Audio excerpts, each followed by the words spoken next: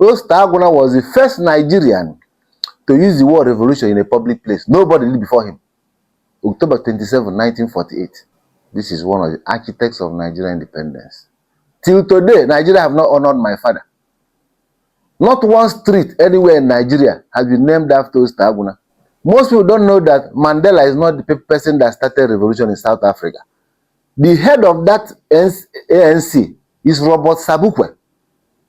Robert Sabukwe was the man that started the ANC in South Africa. Mandela was not there.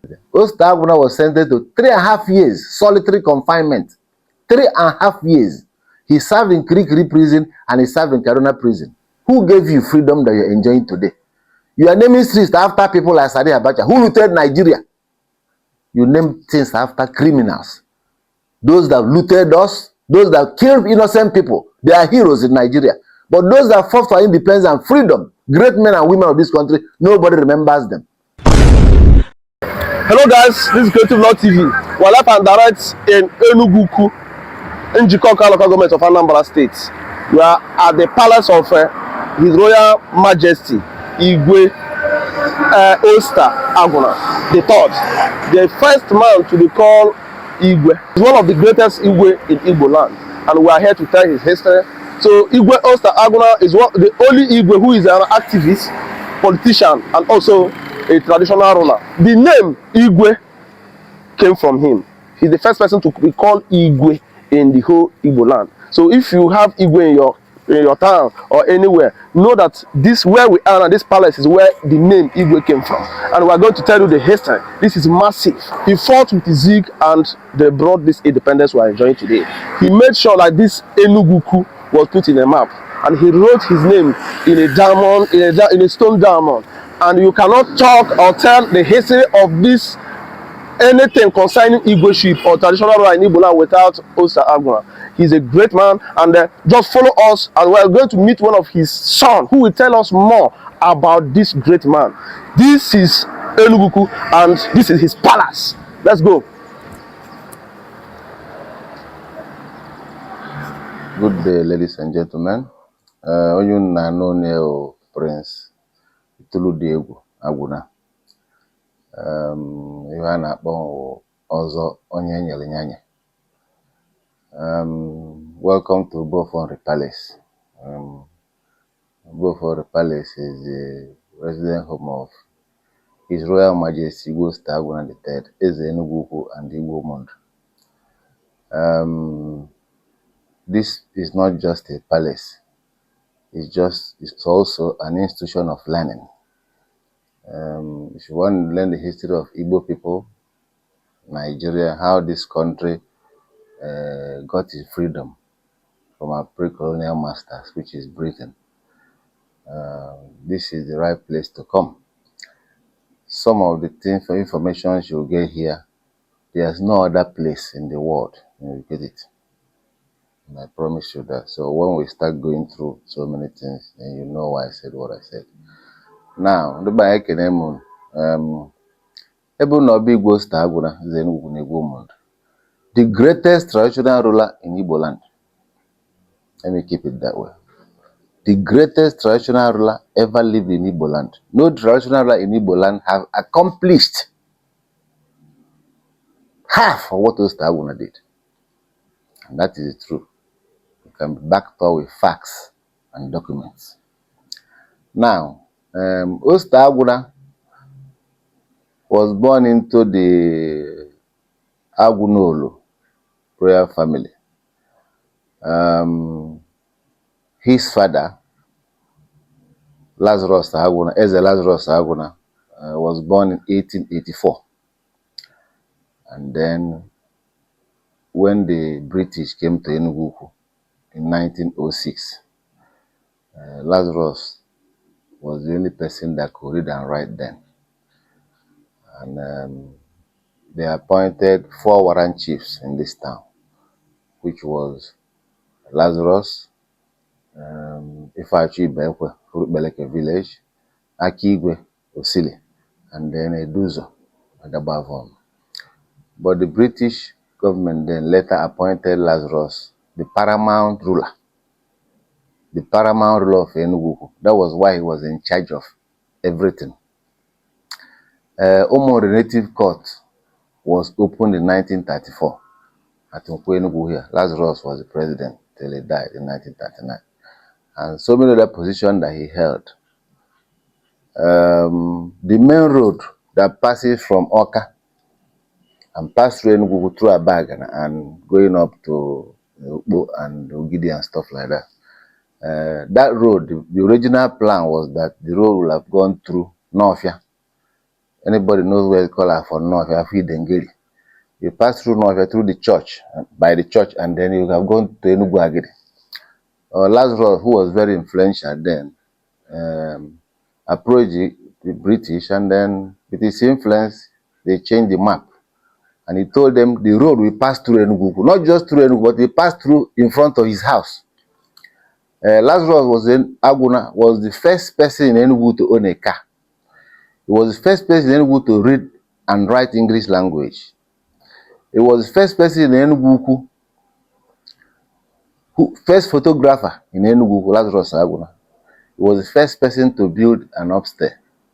That building is that's the picture down there. It's called Udenibo House, still standing today.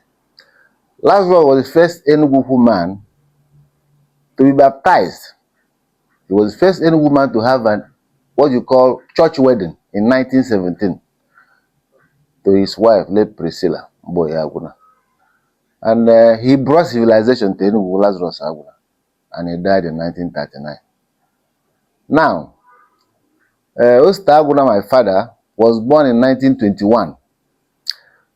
Some of the things I'm going to say here, most people have not heard it before, but I give you a bit history. Aguna is the second son of Lazarus Aguna. And when the mother was pregnant, and she was hoping to have a daughter, because he had a son already, Godfrey Aguna, who then later became a barrister. So my grandmother thought he was having a girl, and she was arranging the clothes and everything for a young girl coming. Eventually, when he had the baby, it was a boy. That was Aguna. Now, my grandmother, out of frustration, and just took the clothes of a girl and put it on my father. So he was wearing girls' clothing for 3 years, 4 years. It's only when he began to notice the difference between what he was wearing and his brothers. Because another boy was born, Theophilus, a younger brother. And he saw that their dressing was different from his. And Aguna went to the mom and said, "How come my clothes is different from my brothers?" And the mom sat him down and told him the story. After they laughed, he told the mother and said, "Look, I'll do everything a girl does for the mom in the kitchen. Whether it's Euro, Nubro, washing the place, helping you out, even though the mother has servants. He said, I'll sit next to you, but remove these clothes from me." That was what happened about 1924, 25. Now, Aguna was a special person.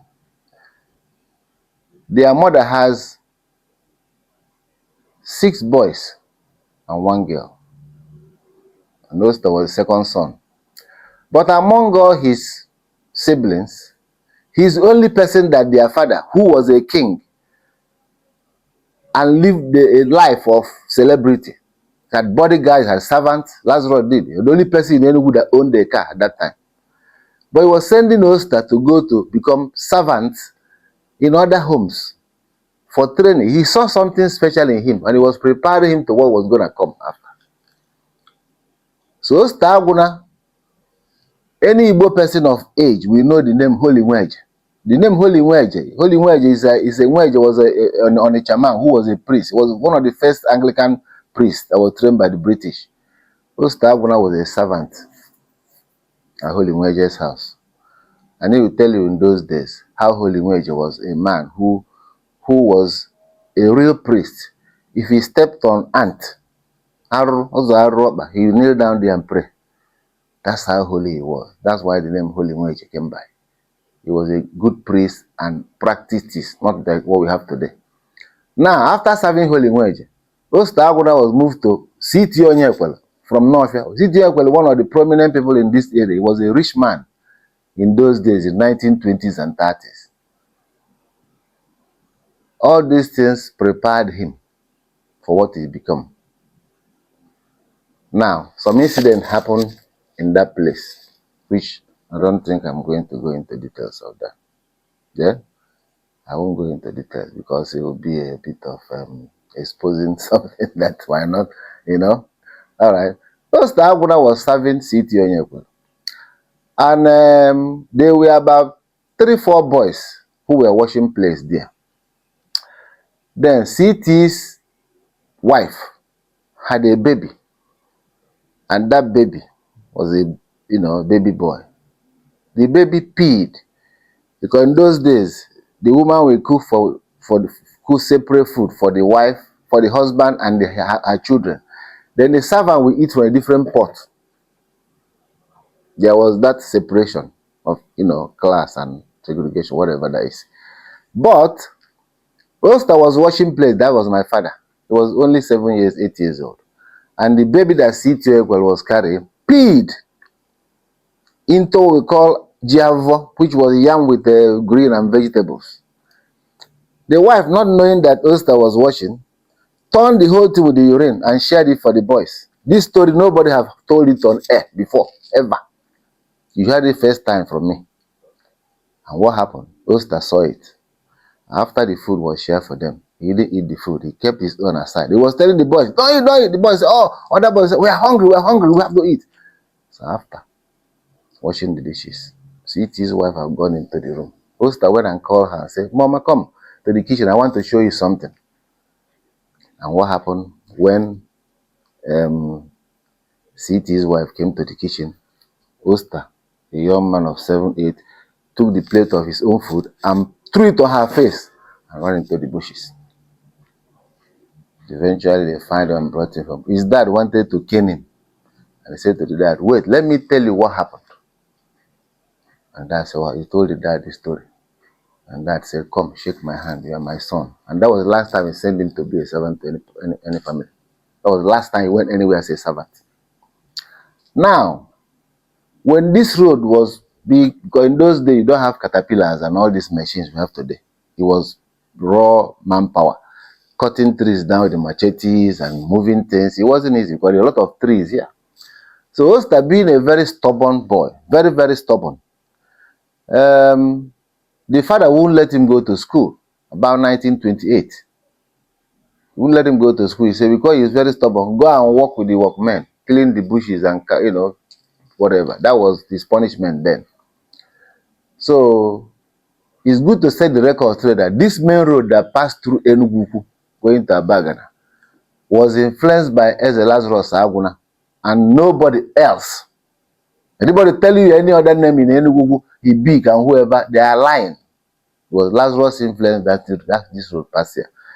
The first church in Enugu was the Anglican church. I'm looking at it as I speak to you. That Anglican church, it was Lazarus that gave the land. When the Christians came and they said, oh, what can we do for you? There was a man called Mosu in Uroke village as well. Because when the first Christians came, they were kicked out, the people rejected them. This Mosu went and called them back. And I'm telling the truth. And then came and met Lazarus and said, these people are coming with good news. Let's listen to them. So Lazarus said, okay, invited them to his house. Eventually, after they said, oh, we are Christian, we are this. Okay, we are preaching about Jesus. And Lazarus said, what can we do to help you spread the good news? And they said, we need a land, somewhere we can get the people to preach to them, teach them about God and, Jesus Christ. So Lazarus gave that land free.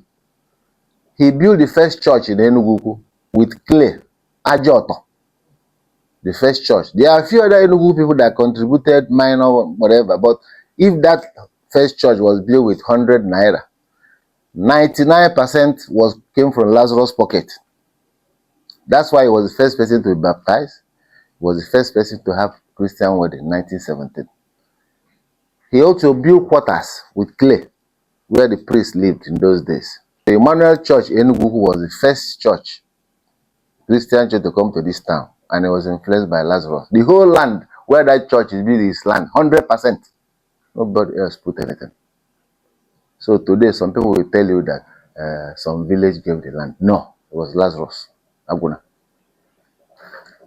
Now, coming to Aguna, my father, who is the reason why we are here. Because why I went back to history a bit is that without yesterday, there's no today. So Aguna was born in 22nd December 1921 and had his primary school here in this town. And then went to secondary school at Onitsha, DMGS, Dennis Memorial Grammar School. They were the first students in that school in those days, the 20s. He was a radical from day one. From day one, he was a radical. He's not somebody who believes in abiding by the rules. If he doesn't believe in the rules, he'll break it. In those days in school, instead of wearing the normal uniform that other students wear, he'll wear something that shows an Igbo person and come to class. He'll be suspended. The dad will send him back. He'll do the same thing next week. So his political career and revolutionary life didn't start from when he was in his 20s. He started when he was still under 10 years old. So now, after secondary school, he worked in so many places. And he was in the 40s, he met Zeke. And Zeke offered him a job. That time, Zeke came back from America. Zeke stayed in Ghana for 2 years and then came to Nigeria. He opened the first two newspapers, West African Pilot and the Daily Comet. Aguna, one of the first Nigerian journalists that worked with Zeke. People like Anthony Nahuru and the rest of them. They were the first Nigerian journalists. Today, no journalist in this country has ever come here to say or do a documentary to say, this work we are doing as journalists, how did it start in this country? That shows you the caliber of human beings we raise in Nigeria.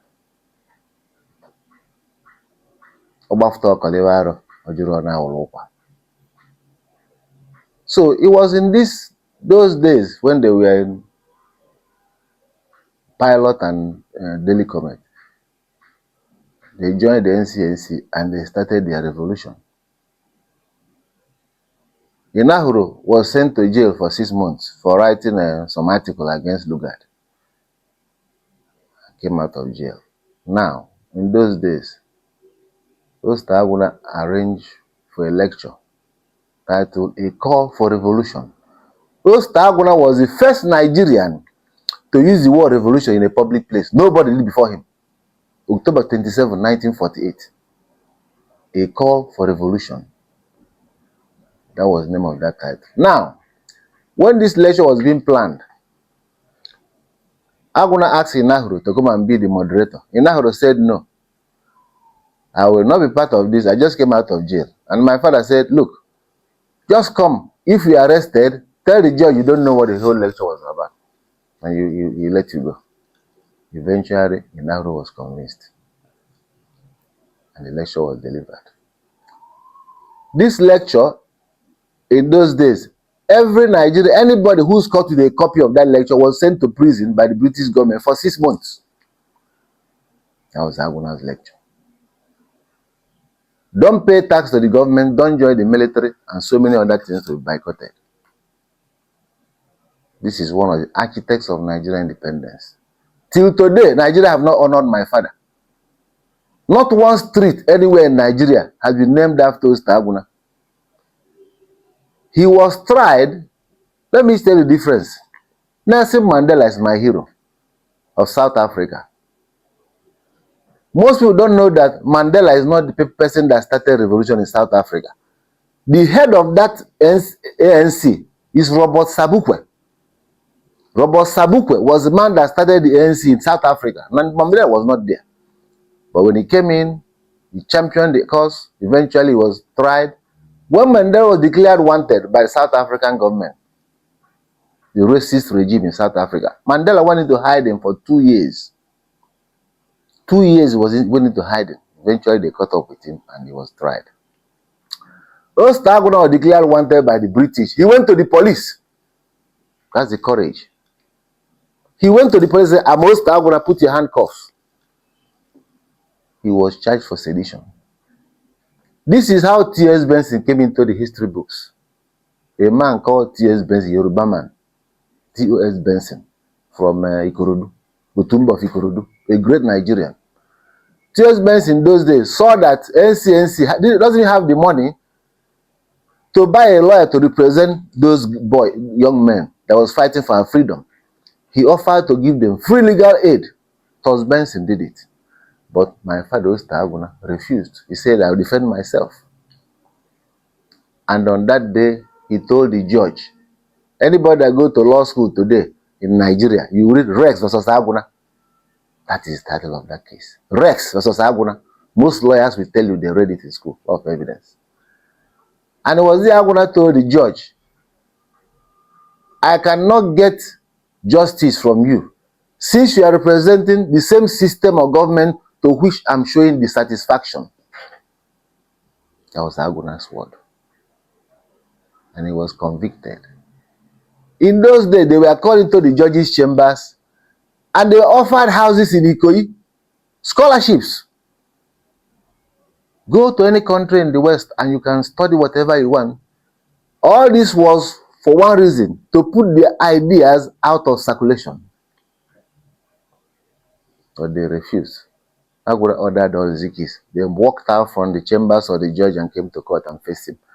And then the judge began to sentence them. Aguna was sentenced to 3.5 years solitary confinement. 3.5 years. He served in Kirikiri prison and he served in Kaduna prison. That was where he developed cardiac asthma that eventually killed him.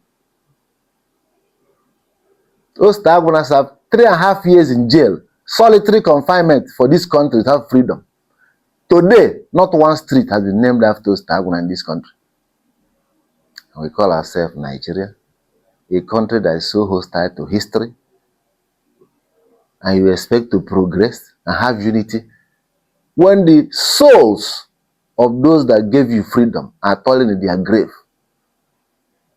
No. No. It's not going to happen. Until those men and women are honored in this country, Nigeria will never see peace. I'm telling you. This country will never see peace. You must go back to the drawing board. Who gave you freedom that you're enjoying today? You are naming streets after people like Sadi Abacha, who looted Nigeria. You name things after criminals. Those that looted us, those that killed innocent people, they are heroes in Nigeria. But those that fought for independence and freedom, great men and women of this country, nobody remembers them. And you say Nigeria will know peace. This country will not know peace, ever. Now, Aguna came out of prison. When he was convicted and sentenced to jail, a lot of Nigeria were chanting, Aguna were behind you. He was in this truck called Black Maria. Aguna were behind you. Thousands. And when the Kirikiri door opened, all of them went back. And he asked the police officer, who are all those people shouting, Aguna, I'm behind you? I'm behind you. Mohuwoke, I'm behind you. He said, they've all gone back.